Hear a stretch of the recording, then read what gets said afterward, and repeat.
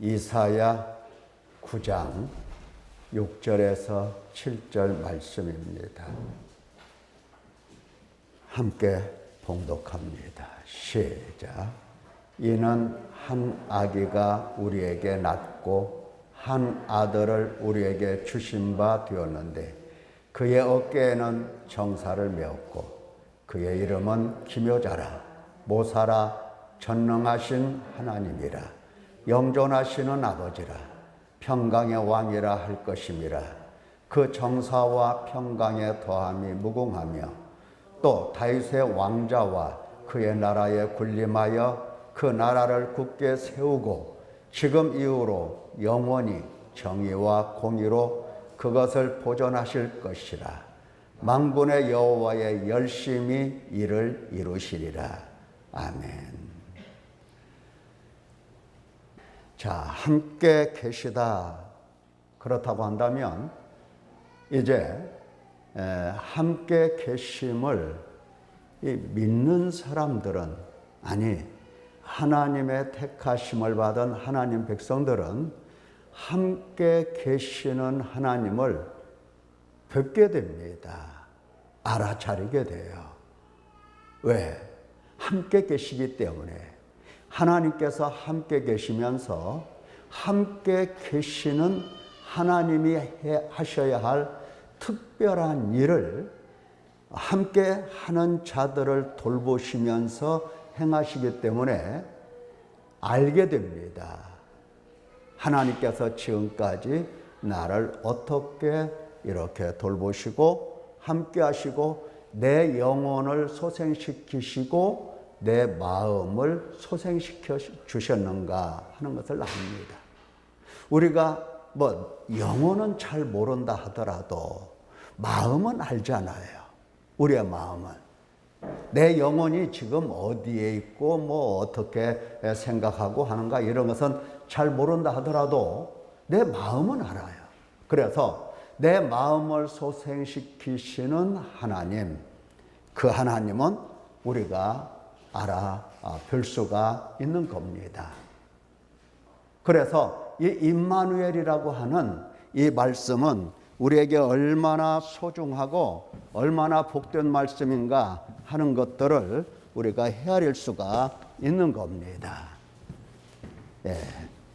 임마누엘 하면 정말 깜짝 놀랄 만큼 감사하고 깜짝 놀랄 만큼 감격하고 너무나 기쁨의 말씀이 되어야 하는 겁니다.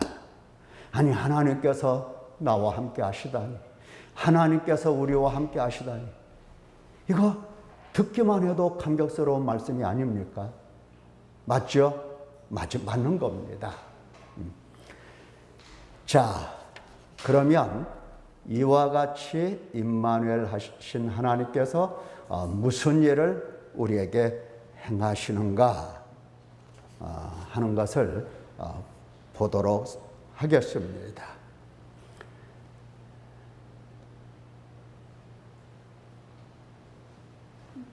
지금까지 우리가 이사야 성경에 대해서 공부를 쭉 했는데, 공부가 아니고 사실은 공부가 아니고 하나님께서 우리에게 말씀을 들려주신 겁니다.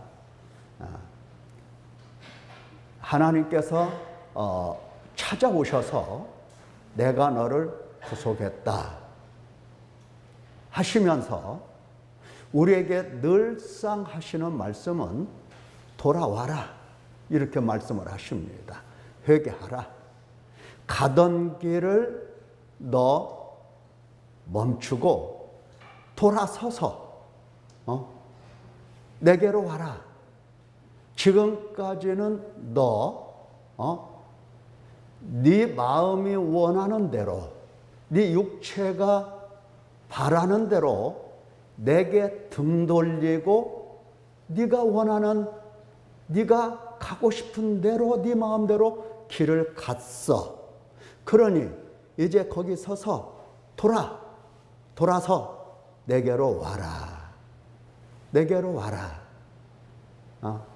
통회하라. 회개하라. 이래서 실제로 하나님의 말씀을 귀담아 듣고 회개하기 시작을 하면 어떻게 하셔야 돼요? 하나님께서 어떻게 하셔야 되겠습니까? 실제로 하나님의 말씀을 순종하고 돌아왔더니 하나님께서 이제 그 사람에 대해서 책임을 지시고 이제 그를 고치시고 회복시켜 주시고 깨끗게 하시고 정결하게 하시는 겁니다. 그 일을 하시는 거예요. 그래서 우리가 지난번에도 말씀드렸지만 하나님 아버지께서 여호와께서 뭐라고 하셨습니까? 나는 너를 잊지 않을 거다 하면서 어머니의 이 심상을 우리에게 가르쳐 주셨습니다. 잊지 않을 거다. 또한 내가 너에게 내 영을 보내줄 거다. 보내줘서 너의 굳은 마음 제거하고 부드러운 마음을 주어서 내 율례를, 내 말씀을, 나의 모든 법과 규례와 명령과 계명을 너의 마음속에 일일이 새겨주어서 네가 그것을 행하게 될 것이다. 자, 이렇게 하나님께서 말씀하시면서 이제 우리가 들을 말씀은 세 번째 여호와의 종입니다. 여호와의 종. 하나님께서 돌아오는 자들을 위하여 하나님께서 딱 준비해 놓으셨는데 그게 바로 여호와의 종입니다. 여호와의 종을 하나님께서 바라보시면서 돌아오는 자들을 이제 고치십니다.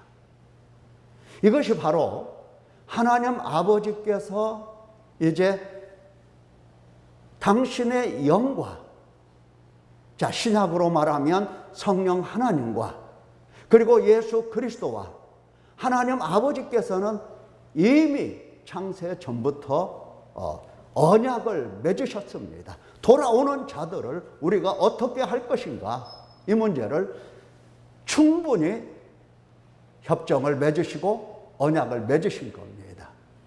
그래서 그 결과로 이제 돌아오라고 하시고 돌아오는 자들을 위하여 하나님께서는 그의 종을 딱 세워 놓으시는 겁니다. 그 안에서 돌아오는 자들을 이제 치료를 하시고 정결케 하시고 회복을 시켜 주시고 또 그에게 주의 성령을, 주의 영을 보내주시고 그를 온전하게 하십니다. 하나님께서 돌아오라는 이 말씀은 그냥 와라, 한번 와봐라 이런 정도가 아니에요. 잃어버린 당신 백성을 찾아내시는 하나님의 은혜요 사랑입니다. 자, 오늘 그 말씀을 들어보도록 하겠습니다. 자, 이사야의 성경을 보면 여호와의 종에 대해서 자세하게 설명을 하십니다. 7장 14절 이하의 말씀을 보면 어떻습니까? 그러므로 주께서 친히 징조를 너희에게 주실 것이라. 징조를 주시는 겁니다.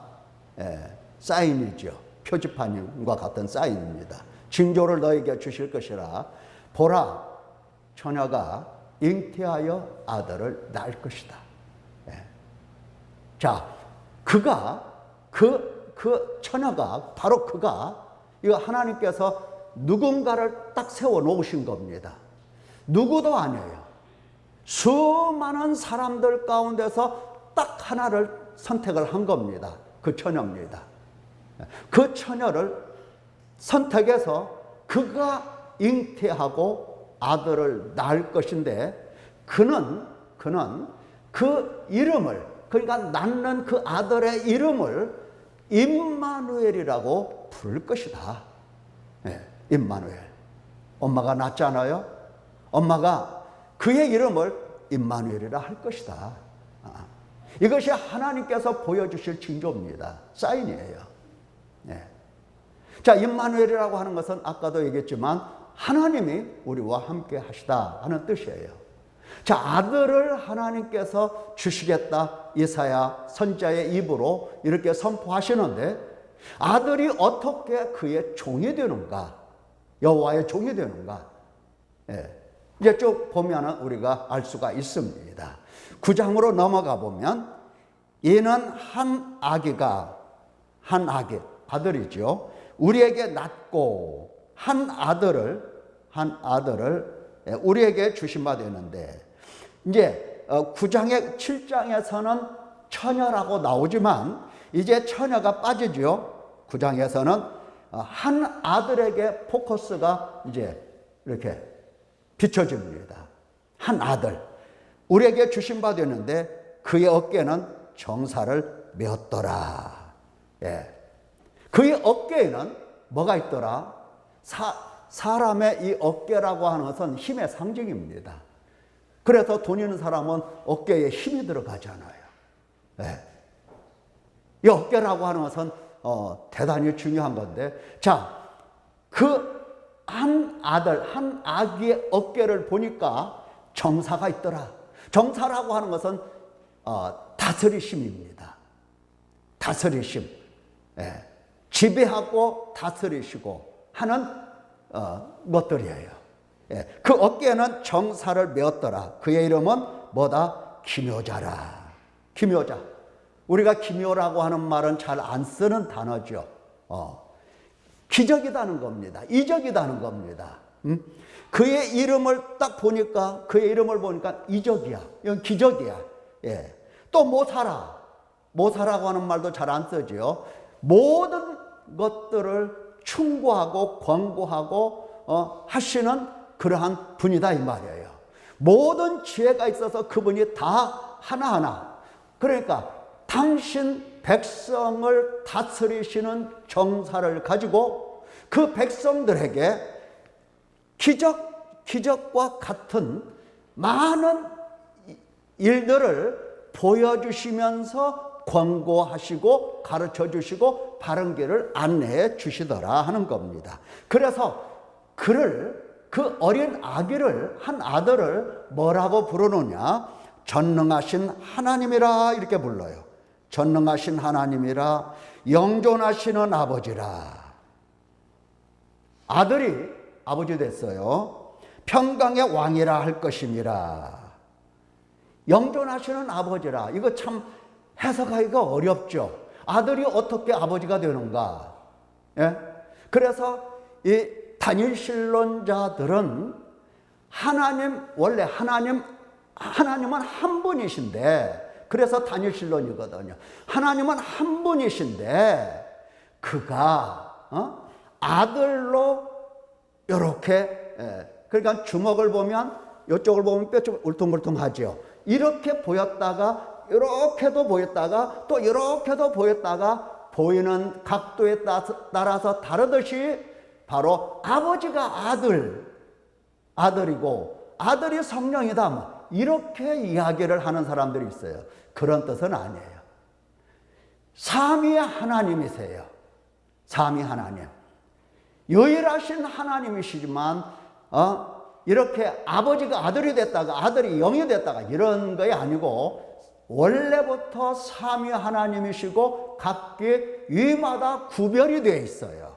아버지는 아버지, 아들은 아들, 또 성령은 성령, 이렇게 구별이 되어 있어요. 그러나 같지가 않아요. 각자가 다른 게 아니에요. 하나입니다. 그래서 전능하신 하나님이라는 설명과 더불어서 영존하시는 아버지라 이렇게 부르게 되는 겁니다.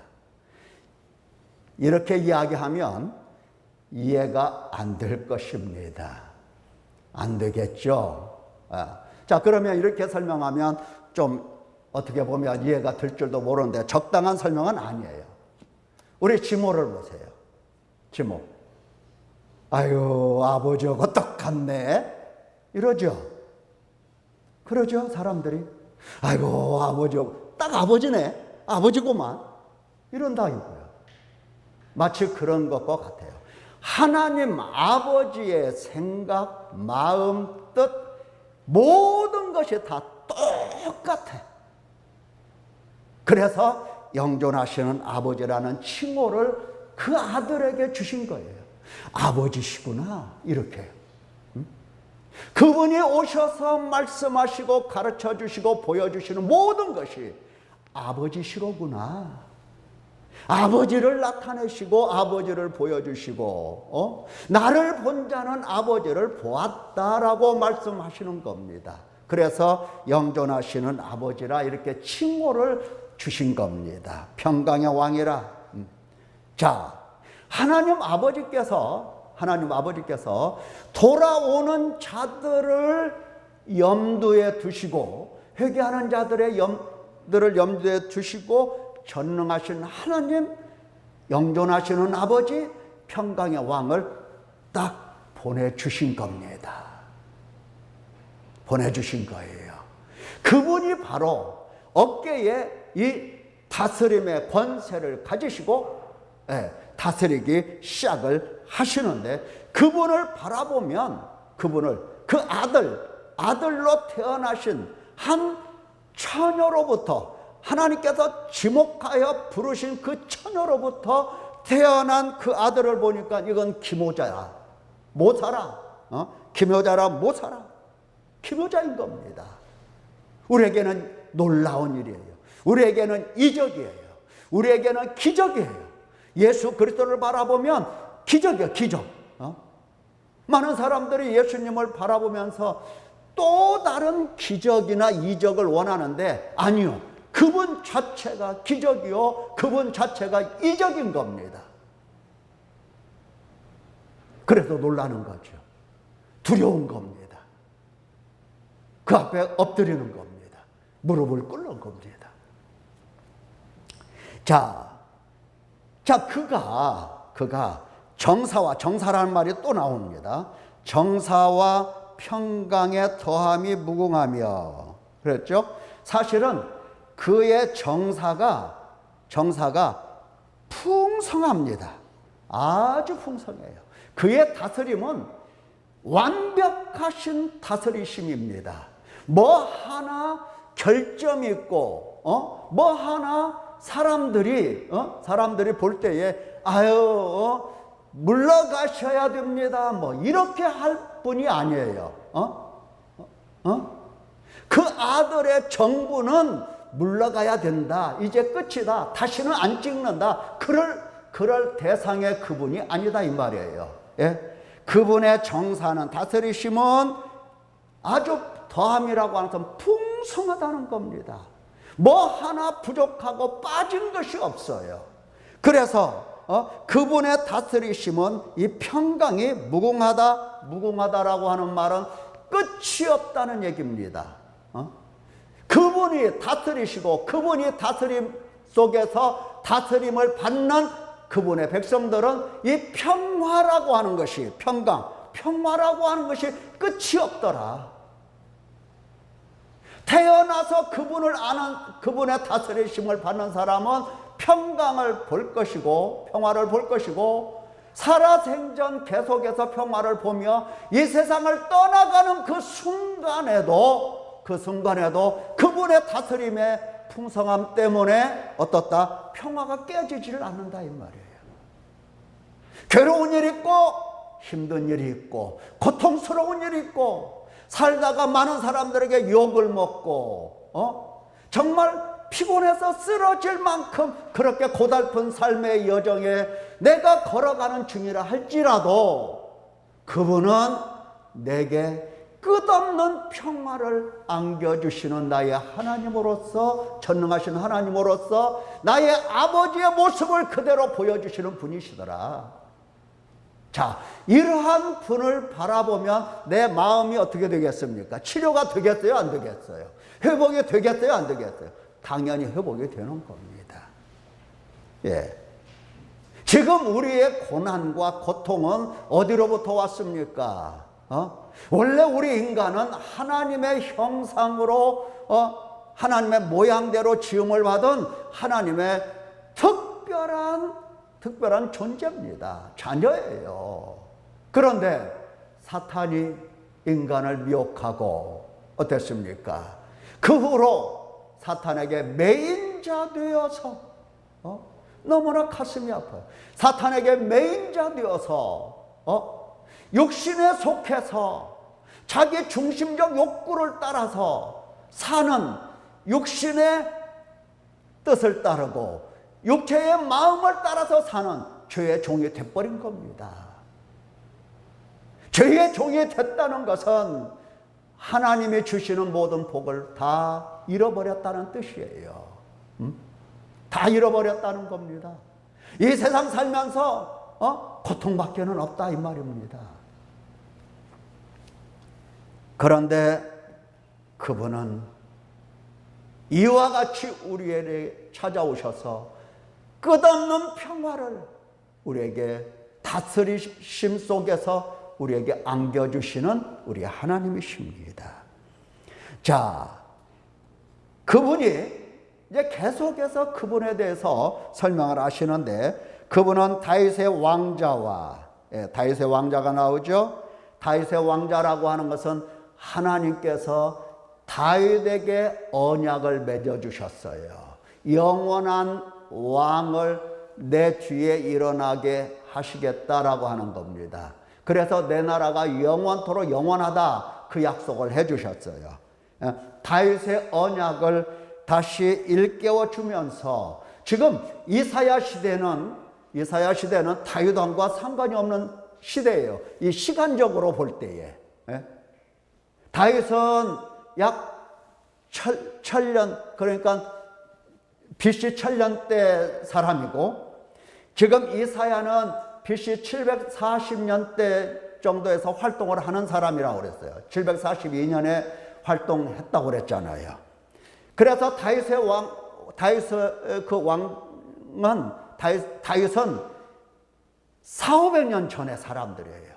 400여 년 전에 있었던 왕이에요. 한 340년 정도, 뭐 어쨌든 오래전 사람이에요. 뭐 까마득하죠. 생각도 안 나요. 자, 그런데 다윗의 왕자라고 이야기를 하는 겁니다. 이것은 하나님이 다윗에게 언약하신 그 언약을 잊지 아니하시고 그 언약을 성취하시겠다는 뜻입니다. 누구로? 그 아들을 통해서. 그리고 그의 나라 군림하여, 왕과 나라라는 말이 동시에 나오죠. 그분은 나라를 세우시고 왕으로서 다스리실 영원한 왕이시다는 것을 설명을 하십니다. 그래서 나라를 굳게 세우고 지금 이후로 영원히 정의와 공의로 그것을 보존하실 것이라. 만군의 여호와의 열심히 이를 이루시리라. 자, 나라를 굳게 세우시고 그 다음에 왕자에 앉아서 영원히 정의와 공의로 그것을 보존하실 것이라. 이렇게 한 아들에 대해서 설명을 하고 계십니다. 자, 좀 더 지나가서 보면 이사야 성경 말씀을 따라서 다음을 보면 11장입니다. 11장에는 한 싹이라고 하는 말이 나와요. 한 싹이 나오고, 그 위에 여호와의 영, 지혜와 총명의 영, 모략과 재능의 영, 지식과 여호와를 경외하는 영이, 이제 하나님의 성령이 임하신다는 얘기를 하면서 그가 한 싹이죠. 그가 여호와를 경외함으로 즐거움을 삼을 것이며 그의 눈에 보이는 대로 그의 귀에 들리는 대로 판단하지 아니하며 공의로 가난한 자를 심판하며 정직으로 세상의 겸손한 자를 판단할 것이며 그의 입에 막대기로 세상을 치며 그의 입술의 기운으로 악을 죽일 것이며 공의로 허리띠를 삼고 성실로 그의 몸의 띠를 삼으리라. 자, 여기 보면은 무슨 얘기가 나옵니까? 아까 9장에 나라를 세우고 왕위에 앉아서 공의와 정의로 다스리신다 하는 말씀이 이제 여기에 보면은 좀 더 나와요. 아들이 이제 한 싹으로 설명이 되는 겁니다. 한 싹으로 설명이 된다라고 하는 것은 뭘 보면 알 수 있어요? 공의와 공의로 성실로 정직으로, 자, 이런 것들을 보실 때 당신 나라를 무엇으로 다스리고 무엇으로 통치하실 것인가 하는 것들을 설명하는 것을 보면은 아들이 싹이라고 하는 것을 알 수가 있어요. 아들을 싹으로 이렇게 이새의 줄기에서 한 싹이라고 했는데, 이 싹이라고 하는 것은 누구를 지칭하고 있습니까? 다윗을 얘기하고 있고, 다윗의 그 후손을 지금 언급하고 있는 겁니다. 자, 여기서 살펴볼 것은 그에게 여호와의 영이 강림하시고 그가 여호와를 경외함으로 즐거움을 삼는다. 예. 그 아들은 이 땅에 오셔서 가장 기본적으로 삶의 모토를 가지고 사시는 그 내용이 바로 여호와를 경외함입니다. 하나님을 경외하는 것이 그의 삶의 가장 기본적인 생각이에요. 여호와 하나님을 경외하는 것이 그분 마음속에 쫙 깔려 있어요. 경외한다. 뭐 뜻풀이로 말하면 두려워하고 뭐 그런다는 거죠. 떨고 두려워하고 섬기고 하는 거죠. 근데 이 경외함이라고 하는 것은 단순히 두려워하고 떨고 뭐 이런 정도가 아니라 첫째가 안다는 겁니다. 알아. 아는 겁니다. 여호와를 알아. 알미예요. 여호와를 알고 그 다음에 보면은 어떻다? 여호와 하나님을 사랑하게 됩니다. 사랑해요.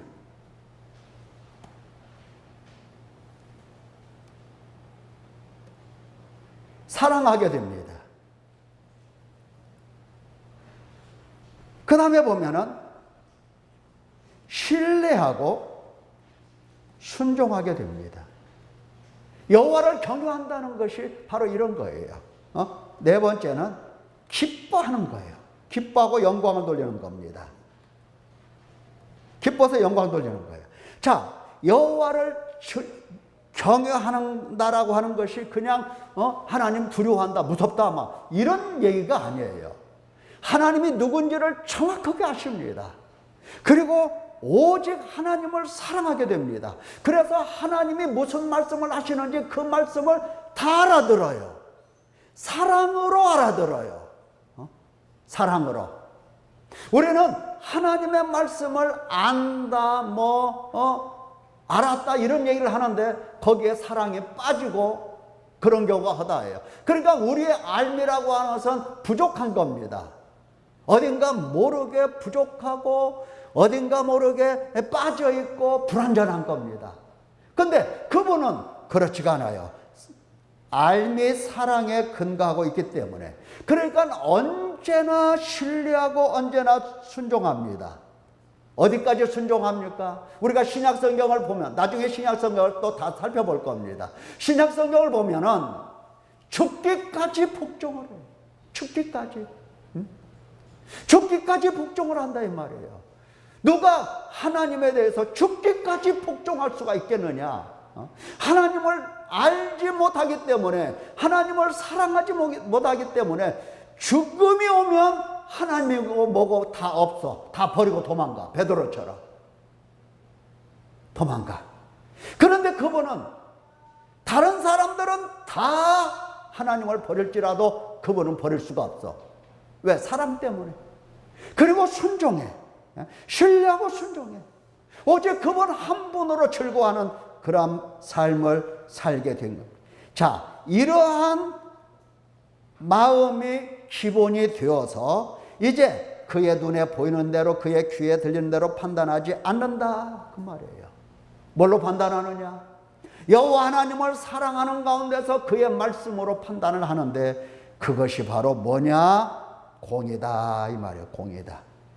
공의로 가난한 자를 심판하며 정직으로 세상에 겸손한 자를 판단할 것이다.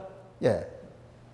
이 공의라고, 여기 공의라고 되어 있는데, 이 공의는 체데카라고 되어 있죠. 의로움이에요. 자, 선지서에서 가장 중요하게 다루는 내용이 인애와 또 나오죠. 인애와 공의와 의라고 했어요. 선지서를 보면 이것이 매우 중요하게 강조되고 있어요. 인애는 사랑이라고 했습니다. 그냥 사랑이 아니에요. 하나님께서 책임을 지고 계신 사랑이에요. 누구에 대한 책임이냐? 언약 백성에 대한 책임입니다. 사랑이라고 하는 것은 그냥 막 퍼주고 그냥 좋게만 해주고 그냥 달라고 하면 오냐? 너 뭐 얼마가 필요하냐 하고 막 던져주고 이런 게 사랑이 아니고 언약 백성 당신이 택하시기로 구원하시기로 약속하시고 언약된 그 백성에 대해서 하나님께서 모든 책임을 다 하시고 끝까지 놓지 아니하시고 그를 구원해 내시는 바로 하나님의 이 책임성, 이것이 바로 사랑입니다. 그 사랑이에요. 선지자들이 가장 외쳤던 것이 바로 그 사랑입니다. 사랑은 제일이라고 그랬어요. 여러분, 하나님께서 눈에 보이지 않는다고 해서 하나님을 우습게 여기면 안 됩니다. 여러분에게도 똑같이 그 사랑을 주셨습니다. 아브라함을 사랑하신 그 사랑 여러분에게 주셨고, 이삭과 야곱에게 주신 그 사랑을 하나님은 똑같이 오늘날 우리에게도 똑같이 주셨어요. 변함없이 믿으시기 바랍니다. 여러분을 사랑하신 거예요. 여러분을 사랑하신 거예요. 그래서 성경 말씀을 여러분에게 가르쳐 주신 거고 오늘 우리에게 듣게 해 주신 겁니다. 많은 사람들이 하나님의 성경을 말씀을 통해서 가르쳐 주시면 그런가 보다 이 정도로 생각해요. 아니요. 하나님은 당신의 택하신 백성, 언약 백성에게 이 귀한 말씀들을 일러주시는 겁니다. 예, 하나님께서는 여러분에게 인애 곧 사랑을 품고 계시는 하나님이십니다. 지금까지 수십 년 동안 하나님께 범죄하고 하나님을 괴로우시게 하고 하나님을 대적하고 하나님께 등 돌리고 살았지만 하나님께서 우리를 지옥불에 던지시지 않았어요. 언제나 우리를 향하여 하시는 말씀은 돌아오라 그 말씀이었어요. 회개하라 그 말씀이었어요. 우리가 어떻게 회개할 줄 모르니까 하나님께서는 울라라고 슬피 울라라고 가르쳐 주셨어요.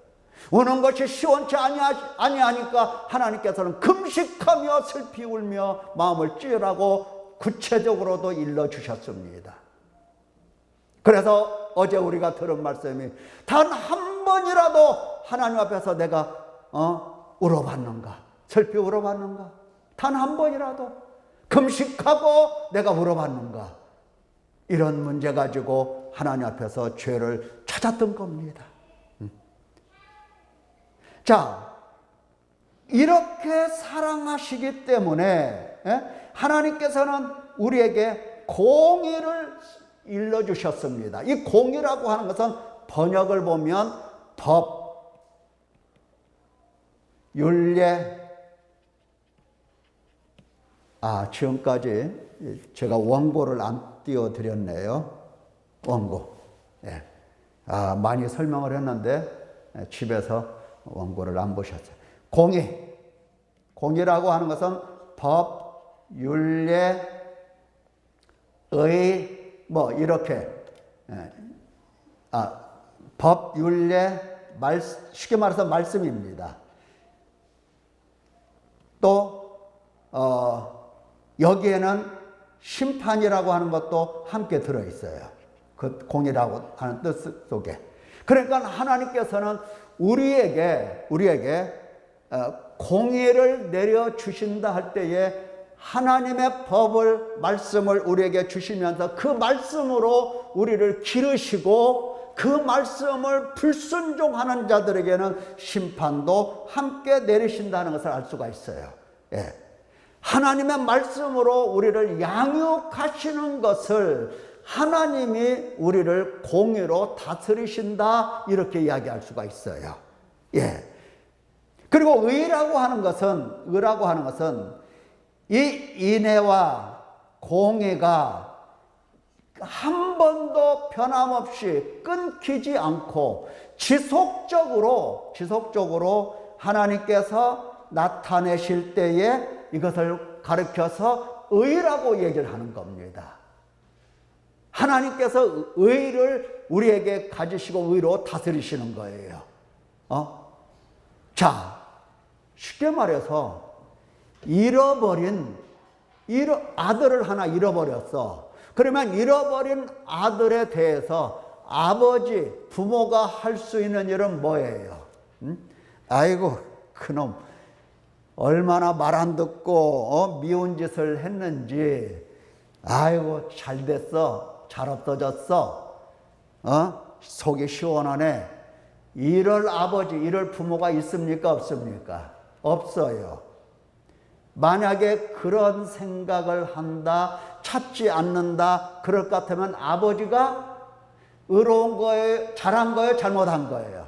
잘못한 거예요. 의로운 거예요, 의롭지 못한 거예요? 의롭지 못한 거예요. 하나님께서 사랑을, 아이고 나 지긋지긋하다, 야 나 이제 그만 사랑해야지 하고 사랑을 끝낸다. 이것은 언약 백성에 대한 사랑을 끊는다는 것은, 이것은 하나님의 옳지 못한 겁니다. 의가 아니에요. 하나님의 백성들이 그렇게 말 듣지 아니하고 정말로 쉽게 말해서 지긋지긋하다 하더라도, 범죄한 나라 허물진 백성 행악의 종자 행위가 부패한 자식이라 할지라도 하나님은 지속적으로 하나님의 말씀을 들려주시면서 그 말씀으로 양육을 하시는데, 이 지속적으로 양육하시는 하나님은 의로우신 하나님이라고 말할 수가 있고, 의로서 다스리신다 하실 수가 있고, 의를 내려주신다고도 표현을 할 수가 있는 겁니다. 그래서 선자들이 하나님의 인애, 공의, 의를 그렇게 강조를 했던 거라고요. 하나님이 언제 너희를 버리신 적이 있느냐? 여인이 젖먹는 자식을, 자기 소로 나서 젖먹는 자식을 버릴 수 있더냐? 혹시 그들은 버릴지라도 나는 너희를 어찌한다? 잊지 않는다. 손바닥에 새겼다. 말씀하시잖아요. 하나님의 사랑은 끝나는 것이 아닙니다. 하나님의 공의로 기르심은 끝이 있는 게 아니에요. 하나님은 언제나 의로우신 하나님이십니다. 그래서 한 아들을 보내시는데, 그가 여호와를 경외하는 경외 속에서 어떻게 하더라? 인애와 공의와 의를 하늘에서 비같이 내려주시더라 하는 겁니다. 그래서 공의로 의로 가난한 자를 판단하시며, 겸손한 자라고 할지라도 그는 정직으로 판단한다. 그러니까 가난하든 겸손하든 누구든 하나님은 항상 인애와 공의와 의로 다스리시더라. 만약에 범죄자들, 하나님께 돌아오지 않는 자들에 대해서 어떻게 하시더라? 세상을 치시고 그 입술의 기운으로 악인을 죽일 것이고, 만약에 악인을 그냥 내버려 두시면 그것은 하나님의 의가 아니에요. 공의로 허리띠를 삼으시며 성실로 그의 몸에 띠를 삼으리라. 우리가 이제 이 아들, 이 아들을 바라볼 때에 그분의 허리에는 뭐가 있더라? 허리띠를 보니까 뭐가 있더라? 인애와 공의와 의가 있더라. 이걸 볼 수 있는 겁니다. 이걸 봐야 되는 거예요. 그의 허리를 보면은 성실이 있더라. 이 성실이라고 하는 말은 에문나라고 하는 말인데, 이것은 아주 충성스럽고 아주 신뢰할 수 있는 그것이 그의 몸에 붙어 있어요. 그러니까 예수님을 딱 보면, 제대로 보면 하고 그분 앞에 엎드려 제가 지금까지 믿지 못했습니다 하는 것을 고백할 수밖에 없어요. 그분을 딱 보면 그분의 허리에 뭐가 있어요? 의로움이 딱 있는 겁니다. 그분의 허리에는. 괜히 예수님하고 부르면 돈 달라고 하지 마라 이 말이에요. 이건 나쁜 놈들이에요. 나쁜 놈들. 예수님이 안 보이는 사람들이에요. 예수님을 안 믿는 사람들이 하는 짓이에요. 이건 아주 악한 거예요. 예수님 하면은 뭐가 보여야 된다? 허리에 의가. 그러니까 예수님 보면은 인애와 공의와 의가 딱 붙어 있는 분이에요. 그래서 그분을 보면 기적이에요. 기적. 이적이에요. 어떻게 우리 인간에 대해서 이렇게 인애와 공의와 의로 우리를 다스릴 수가 있단 말인가? 이게 놀라운 일인 겁니다. 두렵고 떨리는 일이에요. 얼마나 예수님이 안 보이면 일반적인 사람들이 일반 신들을 향해서 돈 달라 복 달라 하는 것처럼 예수님을 그렇게 바라볼까? 이건 믿는 사람이 아니에요. 교회 다녀도 믿는 사람들이 아니에요. 예수님을 보면 그야말로 인애와 공의와 의가 그분의 몸에 딱 붙어 있다라고 하는 거, 그분 몸에는 그것이 둘러 있다라고 하는 것이 보여야 되는 거, 이게 진짜 믿음이에요. 왜? 하나님은 그를 그런 분으로 세우셨기 때문에. 그것으로서 여호와를 경외하는 마음을 기본에 두고 당신 백성들을 다스리게 되시는 겁니다. 그러니까 아버지와 똑같은 분이에요. 아버지와 똑같은 분. 그래서 예수님을 바라보면 아버지를 보았다라고 얘기를 할 수가 있는 겁니다. 나를 본 자는 아버지를 보았다. 아버지 뭘 본 거예요? 아버지의 뭘 본 거예요? 아버지의 인애와 공의와 의를 본 겁니다. 그를 본 거예요.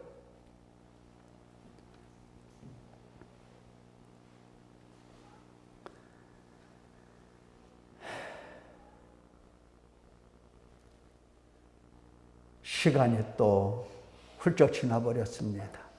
나머지는 다음 시간에 또 오후에 설명하도록 하시고, 여러분들이 매일 듣는 이 말씀 정말 주의 깊게 듣고 반복해서 듣고 또 듣고 내가 회개할 것이 무엇인가를 찾아내야 됩니다.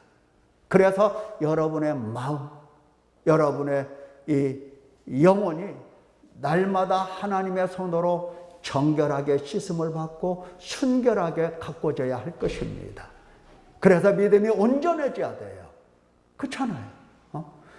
예수님을 바라보면서 하나님 아버지를 볼 줄 알아야 되는데, 예수님을 바라보면서 매번 돈이나 달라고 하고 무슨 건강이나 달라고 하고 그러면 되겠냐고요.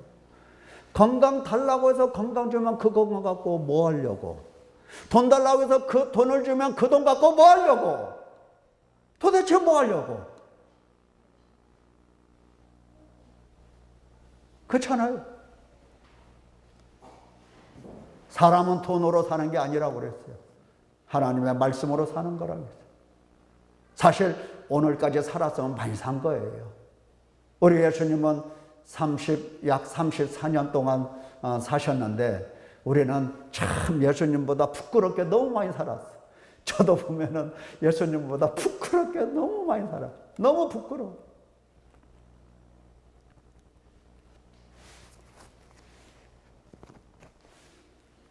우리는 주의 말씀을 들으면 들을수록 주 앞에서 부끄럽고, 주 앞에서 죄를 미워하고, 주 앞에서 내가 살아온 삶들을 다 고백하면서 고침받기를 엎드려 기도하고 간구해야 될 것입니다.